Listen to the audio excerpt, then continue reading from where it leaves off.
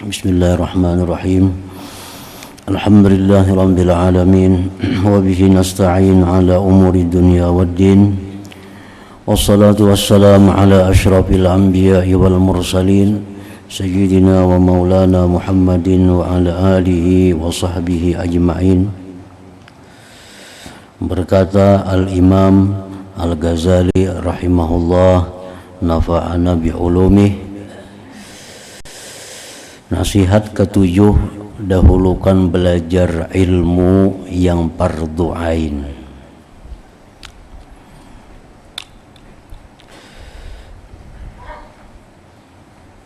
Karena ilmu, ada ilmu yang fardu ain, ada ilmu yang fardu kifayah, ada ilmu yang sunat, bahkan ada ilmu yang diharamkan mempelajarinya. Nah, dari sekian banyak ilmu ada tahapan-tahapan yang mesti dipelajari. Yang utama dulu adalah ilmu yang mana kita fardu ain untuk belajarnya. Ilmu yang fardu ain itu adalah ilmu tentang mengasahkan Allah, ilmu ya sifat 20 aja kita. Ilmu tentang fikih supaya bagaimana ibadah kita ini menjadi sah. Kemudian ilmu tentang tasawuf yang mana supaya ibadah kita itu diterima oleh Allah Subhanahu wa taala. Nah, itu tiga ilmu yang utama. Ilmu tauhid atau ilmu sifat 20, atau boleh juga disebut ilmu akidah 50, akaidul khamsin, akidah 50. Artinya yang wajib bagi Tuhan 20, yang mustahil 20, yang harus 1. Yang wajib bagi Rasul 4, yang mustahil bagi Rasul 4, yang harus 1. Nah, disebut akidah 50. Nah, 50 itu fardu ain, tiap-tiap orang mesti tahu apa itu akidah yang 50. Nah, fardu ain itu belajar itu. Nah, sudah itu belajar fikih. Fikih ini sangat luas. Yang wajib dipelajari, yang fardu ain dipelajari adalah sesuatu yang membuat ibadah kita itu sah. Nah, membuat ibadah kita sah, muamalah kita pun sah. Nah, muamalah itu kayak jual beli dan sebagainya. Nah, itu fardu ain juga belajarnya. Jadi kada setiap orang sama, tergantung keadaan orangnya. Ada orang yang fardu ain belajar fikih hanya sekian. Ada orang yang belajar ilmu fikih lebih banyak lagi karena orangnya lebih banyak pekerjaannya. Nah, orang usaha hanya dagang. Nah, ini wajib belajar ilmu fikih tentang dagang.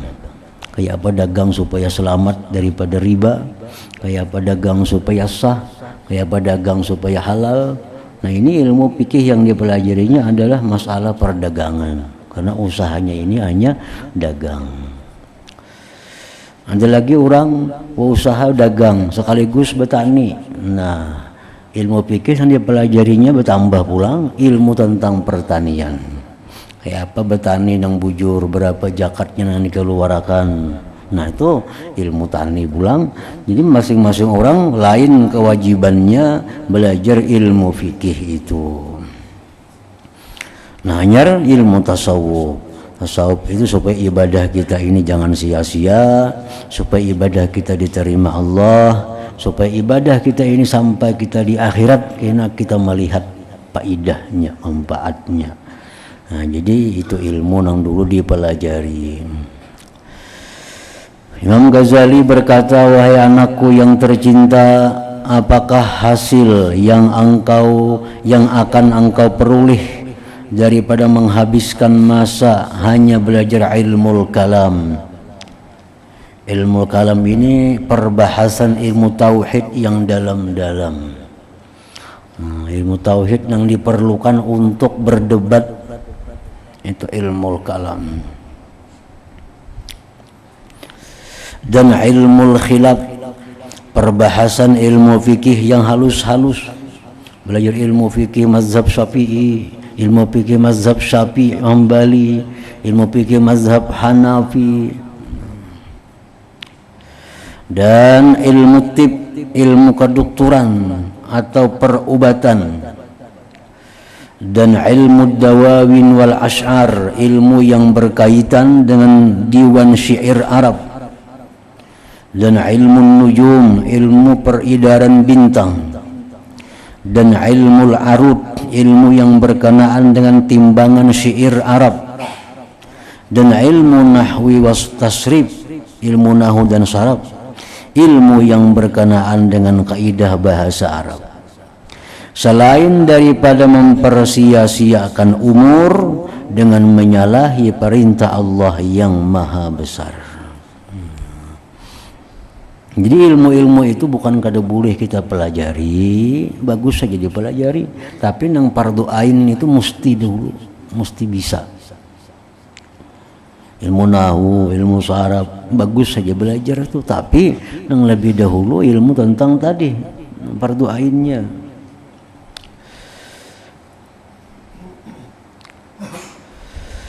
Sesungguhnya ujar Imam Ghazali, aku telah melihat di dalam Injil Nabi Isa alaihi salam ada disebutkan mulai seorang mayit diletakkan di atas kerandanya sampai mayit itu diletakkan di dalam kuburnya, Allah Ta'ala bertanya kepadanya 40 soalan, 40 pertanyaan.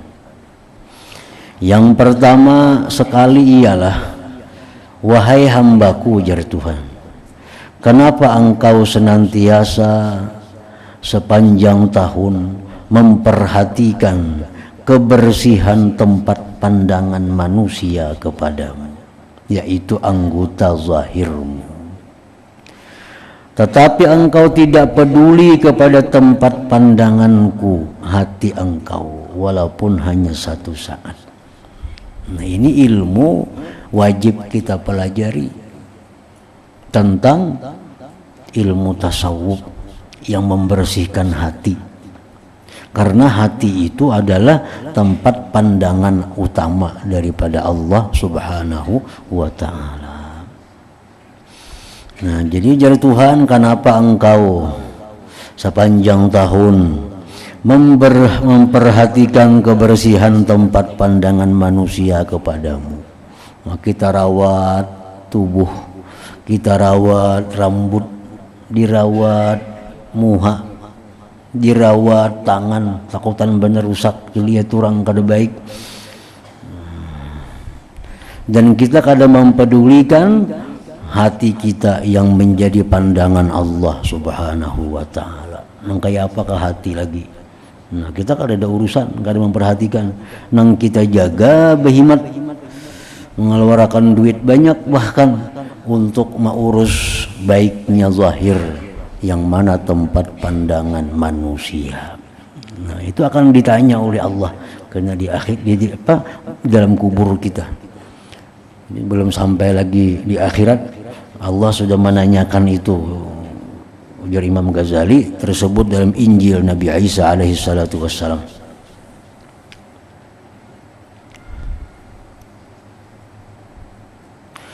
Dan setiap hari Allah Ta'ala memandang ke dalam hatimu, lalu ia berfirman, kenapa engkau hanya memberikan perhatian kepada yang lain daripada aku, sedangkan engkau dikelilingi dengan ihsanku, dengan kebaikanku? Apakah engkau sebenarnya tuli dan tidak dapat mendengar lagi? Jadi artinya ilmu-ilmu yang sifatnya itu untuk kebersihan hati, seperti ikhlas misalnya. Nah, ikhlas itu hanya ada dalam hati yang bersih. Allah kada melihat pang kita ini sembahyangkan apakah itu kada dinilai Tuhan dulu. Yang pertama dipandang hatinya ikhlas kada sembahyang itu. Nah, munnya kada ikhlas kada peduli lagi Tuhan. Nah, kita baca Quran, sebelum Tuhan menilai bacaan kita, Pertama dipandang tuh hati kita ikhlas kadang membaca Quran itu. Nah, jadi artinya bahwa Allah Ta'ala itu menghendaki bahwa kita ini menjaga kebersihan tempat yang dipandang oleh Allah Subhanahu wa Ta'ala.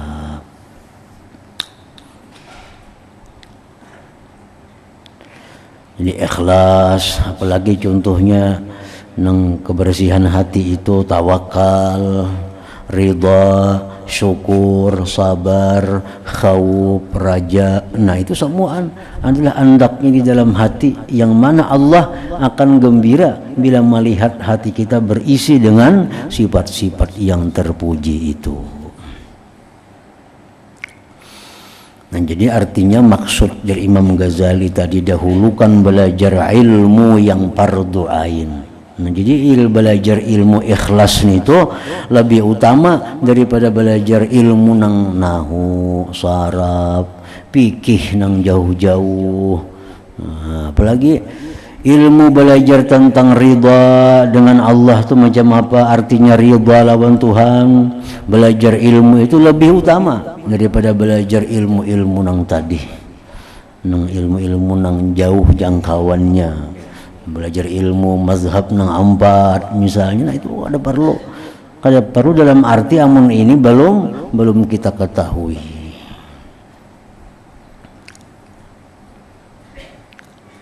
Jadi ulama-ulama kita sudah mengulahkan kitabnya. Kita kadang alih lagi kitab Sagan Akidah 50 ada disusunakan oleh ulama. Kitab fikih nang khusus sagan beribadah ada disusun oleh para ulama. Kitab tasawuf nang cukup untuk membersihkan hati, menghiasi hati dengan sifat-sifat mulia ada dikarang oleh ulama. Jadi tinggal kita pilih kitab-kitab nang halus-halus itu nang dulu nang fardu ain dipelajari oleh kita.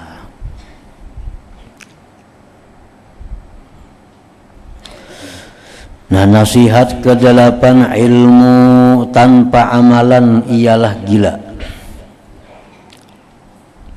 Wahai anakku yang tercinta, ilmu tanpa amalan ialah gila. Dan amal tanpa ilmu pula adalah sia-sia. Jadi artinya kedua-duanya itu beganding, ilmu lawan amal.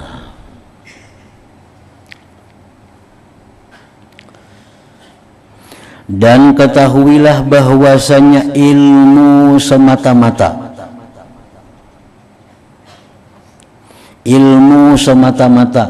yang tidak dapat, nah itu bacaannya, ilmu semata-mata yang tidak dapat menjauhkan engkau daripada perbuatan maksiat dan tidak mampu mendorong engkau berbuat taat, maka ilmu itu tidak akan dapat menjauhkan engkau pada hari kiamat daripada api neraka.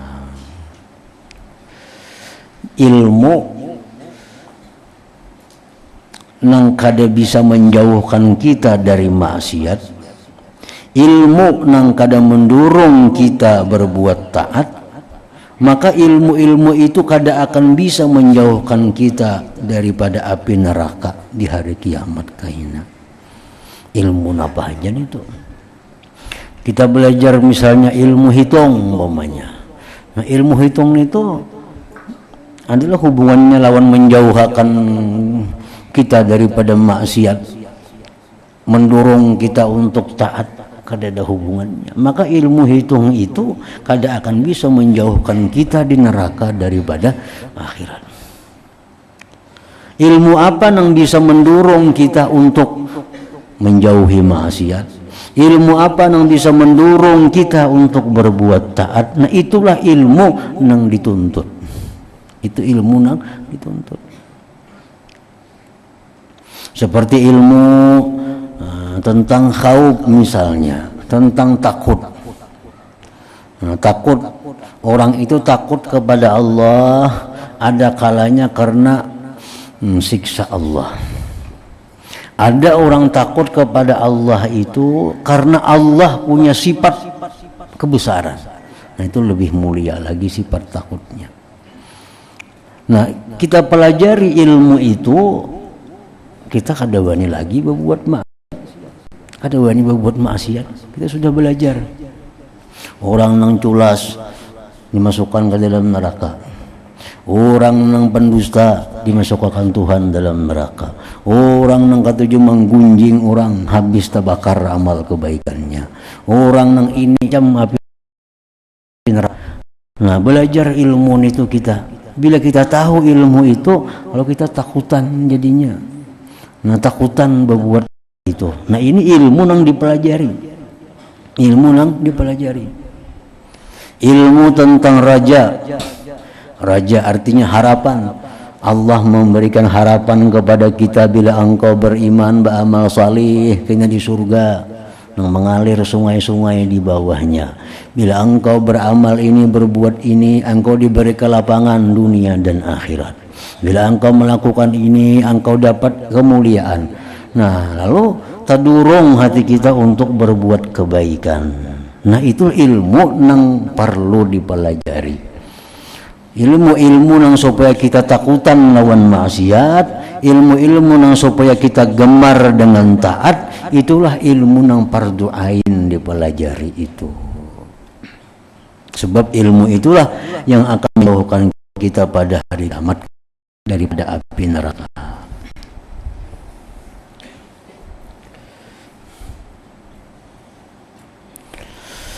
Dan apabila engkau tidak beramal dengan ilmu yang ada pada dirimu, dan engkau tidak membuat pembetulan terhadap segala kesalahan yang engkau lakukan pada masa yang lalu, kelak engkau akan berkata pada hari kiamat atau di dalam kubur nanti, Rabbana absarna wa sami'na farji'na na'mal salihah. Maksudnya, wahai Tuhanku, kembalikan aku ke dalam dunia untuk dapat beramal salih.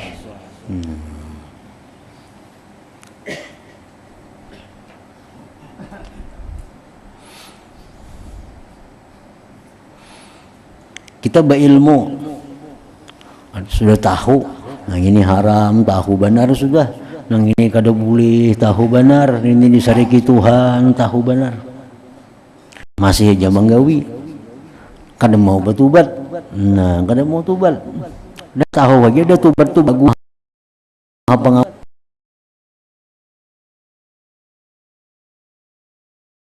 nah kada mau tobat. Nah, karena orang ini bila mana kina mati, begitu masuk ke dalam kubur sudah berkata, wahai Tuhanku, kembalikan aku ke dalam dunia untuk aku dapat beramal saleh. Nah, tapi sudah dalam kubur. Sudah dalam kubur. Lalu dikatakan kepada engkau, wahai si bodoh, kenapa engkau hendak kembali ke sana? Kan engkau baru saja datang dari sana. Hanya masuk kubur, kalau boleh ke dunia pulang.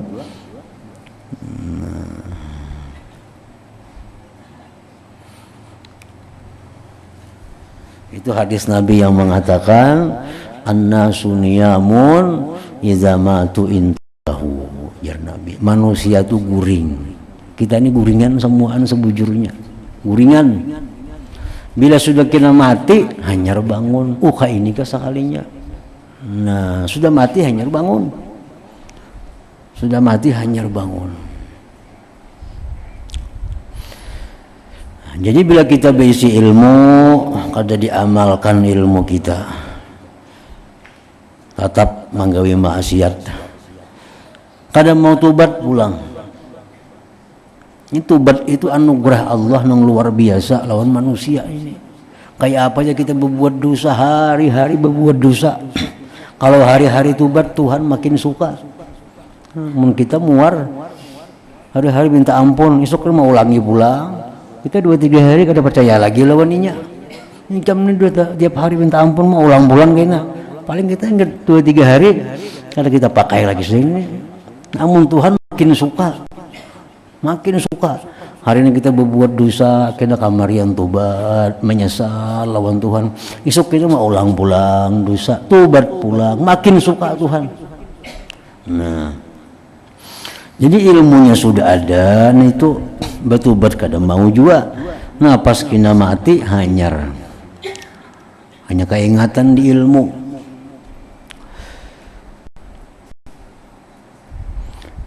Lalu minta bulikakan ke dalam dunia hendak beramal saleh. Jadi malaikat nampaikan bulik hanyar datang di situ. Wahai si bodoh, kenapa engkau hendak kembali ke sana, sedangkan engkau baru saja datang dari sana.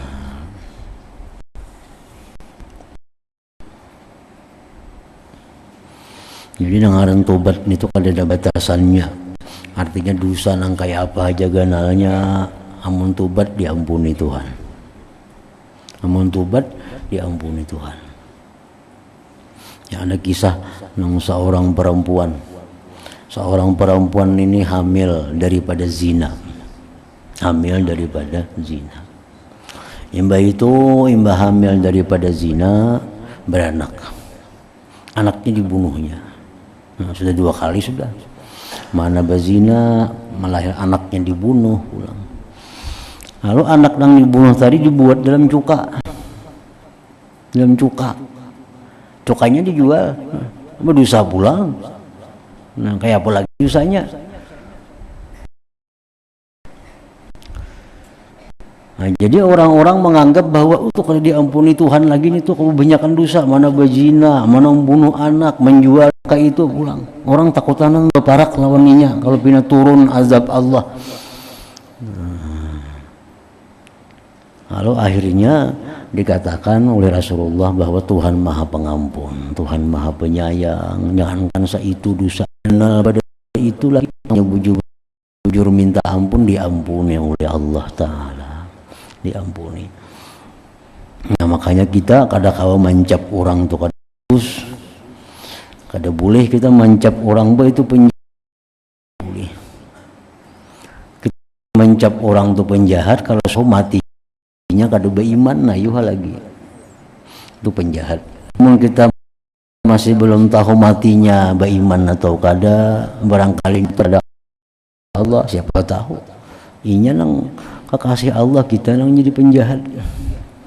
Nah, kada boleh kita mencap orang sejahat-jahatnya manusia itu, kada boleh kita mengatakan itu penjahat. Kada boleh penjahat. Kecuali kita tahu inya mati karena kan penjahat situ. Karena ada tobat tadi. Nah, yang kedua lagi kita kada putus asa.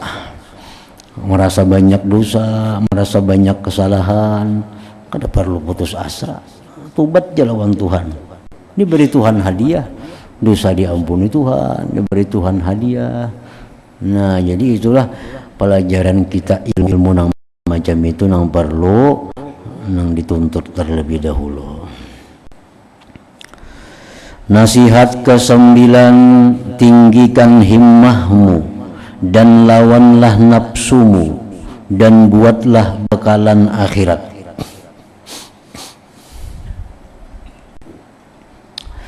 Wahai yang tercinta, jadikanlah himmahmu. Himmahmu itu artinya keinginan. Arti himmah keinginan kuatmu dalam meninggikan rohaniyahmu. Kan kita ini jasmani, ada rohani. Jangan hanya jasmani yang kita perhatikan, jangan hanya jasmani yang kita makmurkan, tetapi yang lebih utama adalah rohani kita. Karena roh ini yang kembali kepada Allah Subhanahu wa Ta'ala. Badan kita dikubur saja. Begitu kita mati, badan kita dikubur. Tapi roh itulah yang menghadap Allah Subhanahu wa Ta'ala. Nah, jadikanlah himmahmu itu dalam meninggikan rohaniyahmu. Dan jadikanlah segala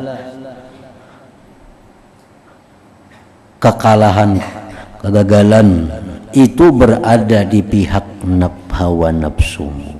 Artinya jadikanlah kekalahan itu berada di pihak hawa nafsu. Nah, kita pikirkan nih kayak apa supaya rohani kita ini makin bagus, hawa nafsu kita ini makin kalah. Nah, dan jadikanlah kematian itu hanya pada badanmu, hanya pada badan yang mati, jangan mati kedua-duanya. Karena tempat tinggalmu ialah liang kubur, dan penghuni kubur senantiasa menanti kedatanganmu pada setiap masa. Maka jangan sekali-kali engkau datang ke sana tanpa bekalan, tanpa besangu. Jangan sekali-kali wani masuk ke dalam kubur mung kada besangu apa-apa. Jadi 3 hal yang menjadi keinginan kuat kita. 1, supaya rohani kita ini lebih bagus daripada jasmani kita. Yang kedua, kayak apa supaya kita bisa mengendalikan hawa nafsu. Hawa nafsu itu kada kawa pang dimatiakan, kada kawa hawa nafsu dimatiakan. Mun hawa nafsu dimatiakan, kada ada lagi juriat keturunan di muka bumi ini. Habis sudah orang, bini-bini kada hendak balaki, laki-laki hendak berbini lagi, kada bernafsu lagi. Orang kada hendak makan, kada bernafsu lagi, mati bengre lagi. Jadi hawa nafsu itu kada kawa dimatiakan, cuma dikendaliakan. Nah, dikendaliakan. Hendak itu jangan dituruti, kendaliakan. Dikehendakinya ini bujur kada. Nah, dikehendakinya ini bujur kada, Tuhan suka kada. Oh kada apa-apa, bagus saja, nah laksanakan. Itu artinya kada selalu menuruti hawa nafsu. Ngalihnya orang yang selalu meneruskan hawa nafsu, kada mempedulikan lagi nasihat-nasihat agama. Nah ini yang rusak. Belah hendak ke sana, ada kau diurus ke sana tuh bang sudah. Siapa karena manangat kada sanggup. Nah ini orang yang dikendaliakan oleh hawa nafsu. Hendak makan itu bang. Nah kada kau lagi ganti-ganti. Padahal makan tuh boleh kada, minum itu boleh kada tahu seperti minum. Nah hendak bebinian bini itu, bini orang kada tahu siapa. Nah itu ngarannya merusakkan hawa nafsu. Jadi hawa nafsu ini perlu ada, namun di bawah kendali, di bawah kendali agama kita. Nah itu dipikirkan kayak apa caranya supaya hawa nafsu ini tunduk di bawah kendali itu.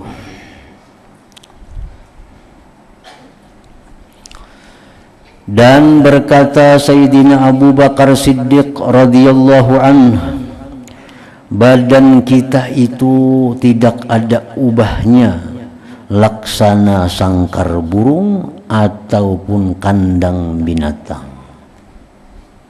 Tubuh kita nih antara dua, bisa jadi sangkar burung, bisa jadi kandang sapi, kandang binatang. Maka pikirlah baik-baik untuk dirimu dan tentukanlah bagi dirimu yang mana satu di antara 2 perumpamaan ini. Apakah kira-kira kita nih kayak burung, tubuh kita jadi sangkarnya, atau kita kayak binatang, kambing, sapi, tubuh kita menjadi kandangnya? Nah antara 2 itu. Jikalau engkau laksana burung yang terbang tinggi, maka ia akan terbang dengan riang gembira apabila mendengar seruan irji'i ila rabbiki radiyatan mardiyah. Maksudnya kembalilah kepada Tuhanmu dalam keadaan ridha dan diridai. Nah, ini orang-orang yang rohnya itu laksana burung terbang tinggi. Begitu mendengar seruan malaikat Israel, kembalilah engkau wahai roh kepada Tuhan engkau dalam keadaan ridha dan diridhai. Engkau akan terus terbang tinggi sehingga engkau akan hinggap di puncak pohon-pohonan surga yang tinggi. Ini seperti sabda Rasulullah sallallahu alaihi wasallam ketika Sa'ad bin Mu'adz meninggal dunia. Ihtazza 'arsyur rahman min mauti Sa'ad bin Mu'adz. Artinya, ujar Nabi, telah berguncang arsy Allah ketika kematian Sa'ad bin Mu'adz. Sa'ad bin Mu'adz sahabat besar, orang Ansar, orang Madinah. Begitu meninggal Sa'ad bin Mu'adz, arsy Allah itu berguncang, ujar Nabi. Kenapa berguncang? Karena kegembiraan menyambut rohnya itu Sa'ad bin Mu'adz tadi. Kasukaan aras ini berguncang, bergoyang, kegembiraan karena kedatangan roh yang mulia, rohnya Sa'ad bin Abi Waqqas. Nah, ini roh yang seperti burung, tubuhnya seperti sangkar burung. Dan mudah-mudahan Allah melindungi engkau daripada menjadi laksana binatang ternak. Firman Allah Ta'ala, ulaika kal an'am bal hum adall. Maksudnya mereka itu laksana binatang, bahkan lebih sesat lagi. Kada tahu dihalal, kada tahu diharam, bila hendak gawi. Nah, itu ya Tuhan lebih sesat daripada binatang. Binatangnya bujurnya penurang, makan siapa? Tapi nya kada beakal binatang. Kada kawa ditiwas. Binatangnya kada diandaki Tuhan akal. Ini umpan makanan ampun tuannya, ini makanan ampun orang lain, makannya terus. Itu binatang. Nah, manusia kalau ada macam itu lebih buruk daripada binatang. Kenapa sebabnya? Karena manusia diberi akal, binatang kada diberi akal. Nah, bal ulaika kal an'am bal hum adall. Maka tidak mustahil bahwa engkau berpindah dari alam dunia ini ke dalam jurang api neraka kalau menjadi kandang binatang tadi.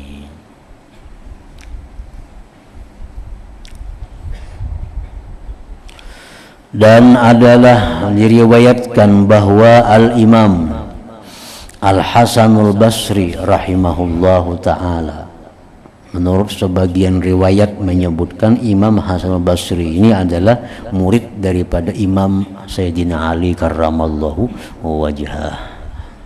Jadi silsilah ilmu beliau itu Imam Hasan Basri mengaji lawan Sayyidina Ali, lawan Rasulullah sallallahu alaihi wasallam. Ini dikatakan orang sebagai Sayyidut Tabi'in, penghulunya generasi tabi'in. Karena orang ini berjumpa dengan sahabat-sahabat Nabi, lalu disebut orang tabi'in. Nah, Hasanul Basri ini diberikan kepada beliau segelas air sejuk. Diberikan kepada Imam Hasanul Basri segelas air sejuk. Lalu beliau memegang gelas tersebut dan terus saja beliau pingsan. Diberi air dingin, timbul pingsan.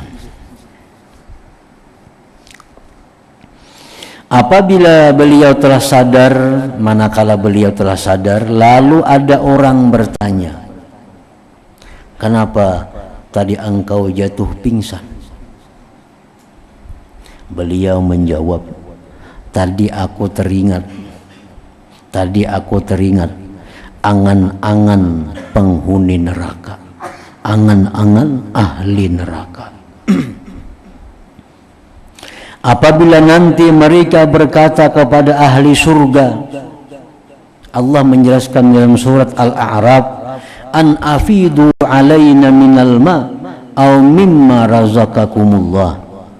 Maksudnya, limpahkanlah kepada kami sebagian daripada air yang ada pada kamu, atau apa saja makanan dari rezeki yang telah telah diberi oleh Allah kepada kamu. Keingatan itu pingsan Imam Hasan Basri, bahwa begitu orang-orang surga ini menikmati nyamannya banyu di surga, sejuknya, manisnya, makanan yang bermacam-macam, ini orang-orang neraka ini baku ciak. Orang-orang neraka ini berteriak, wahai ahli surga, tumpahkan kepada kami air yang sejuk, berikan kami makanan-makanan yang diberikan Allah kepada kalian. Nah, ingat itu Hasan Basri ini pingsan. Nah, Sidin diberi air yang sejuk tadi.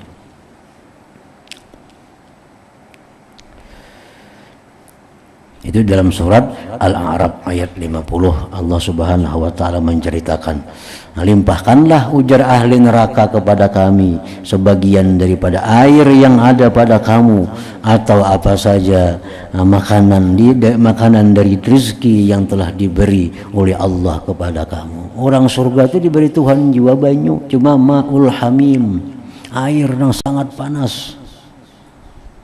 Orang surga diberi Tuhan banyu, cuma air yang sangat panas. Jangankan diminum, baparaknya sudah guguran daging di muhanya. Itu yang disebut dengan air hamim. Makanan diberi, makanan yang membuat sangkal. Makanan diberi, makanan buah ada macam, cuma bila makan sangkal. Nah, bila sangkal kayak ingatan di dunia orang banyu, cari banyu. Nah, banyu saling panasan kayak tadi. Nah, itu makanan-makanan yang di dalam api neraka itu dikisahkan Tuhan dalam surat Al-Ghasyiyah. Ada itu ayat yang menerangkan makanan-makanan surga itu, la yusminu wa la yughni min ju'. Makanannya kadang membuat gemuk dan kadang mengayakkan daripada lapar. Makanannya justru azab bagi orang-orang neraka itu. Nah, kemudian nasihat ke-10, bangunlah beribadah di waktu malam.